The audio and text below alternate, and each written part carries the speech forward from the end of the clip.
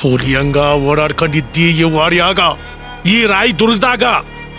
ಈ ಮಾಧವಿಯಿಂದ ನನ್ನ ಹುಟ್ಟೆ ಅಡ್ಗೋಗೈತಿ. ಏನಾರ ಮಾಡ್ಬೇಕು ಈ ಮಾಧವಿಗ. ಏನ್ ಮಾಡ್ಲಿ? ಇಲ್ಲ ಅಂದ್ರ ಅವ್ರ ಕತೆನೆ ಮುಗ್ದೋಗ್ತೈತಿ. ಧರ್ಮಣ್ಣ, ತಗೋ ಹಾಲು ಕುಡಿ. ಜಾಸ್ತಿ ಚಿಂತೆ ಮಾಡಬೇಡ. ಚಿಂತೆ ಮಾಡಿದ್ರ ಆರೋಗ್ಯಕ್ಕ ಹಾನಿಕರ.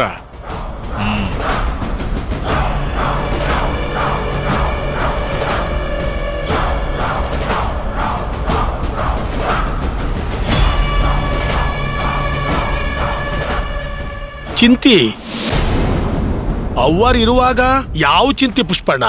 ಧರ್ಮಣ್ಣ, ನೀನ್ ಬಹಳ ಬದಲಾಗಿದ್ದೆ. ಮುಂಚೆ ಎಷ್ಟು ಚುರುಕಿದ್ದೀನಿ, ಆದ್ರ ಪೇಷಂಟ್ ತರ ಆಗೀನಿ ಈಗ.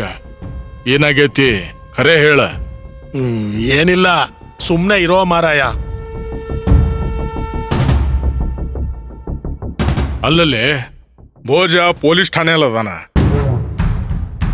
ಭೋಜನ್ ಗೆಳೆಯ ಕಾರ್ ಸರ್ವಿಸ್ ಮಾಡೋ ಸಿದ್ದಪ್ಪನ್ನ ಪಲ್ಲವಿ ಫಾಲೋ ಮಾಡ್ಕೊಂಡು ಹೋಗ್ಯಾಳ. ಇದರಿಂದೆಲ್ಲ ನಮ್ ಬುಡಕ್ಕ ಬೆಂಕಿ ಬೀಳಂಗಾಗೈತಿ.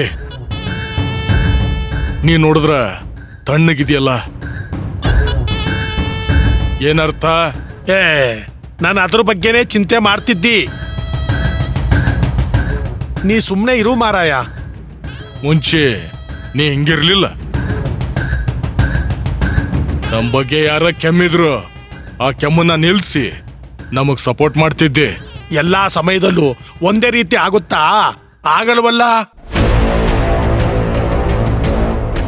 ಹುಲಿ, ಸಿಂಹ, ಚಿರತೆಗಳನ್ನ ಬೇಟೆಯಾಡೋರು ಹುಟ್ಟಿರ್ತಾರ ಈ ಜಗದಾಗ. ಹಂಗಾರ ನಿನ್ನನ್ನ ಬೇಟೆ ಆಡಿ ಪಳಗಿಸ್ತವ್ರು ಯಾರು?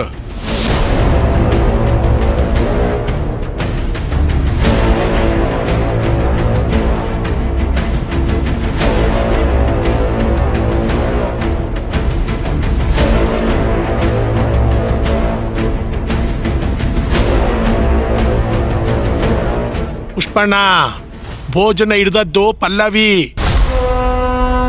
ವಿಕ್ರಾಂತ್ ವಿರುದ್ಧ ಸುಳ್ಳು ಹೇಳ್ದವನ್ನ ಫಾಲೋ ಮಾಡಿದ್ ಕೂಡ ಪಲ್ಲವಿ.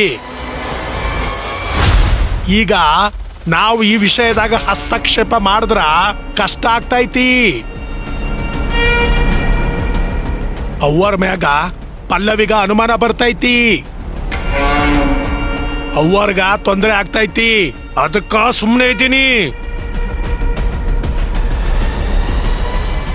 ಆ ಪಲ್ಲವಿ ಮತ್ತ ಪೊಲೀಸ್ನವ್ರು ಹೇಳುವಂತ ಎಷ್ಟೇ ಹಿಂಸೆ ಕೊಟ್ರು ಭೋಜ ಬಾಯಿ ಬಿಡೋದಿಲ್ಲ.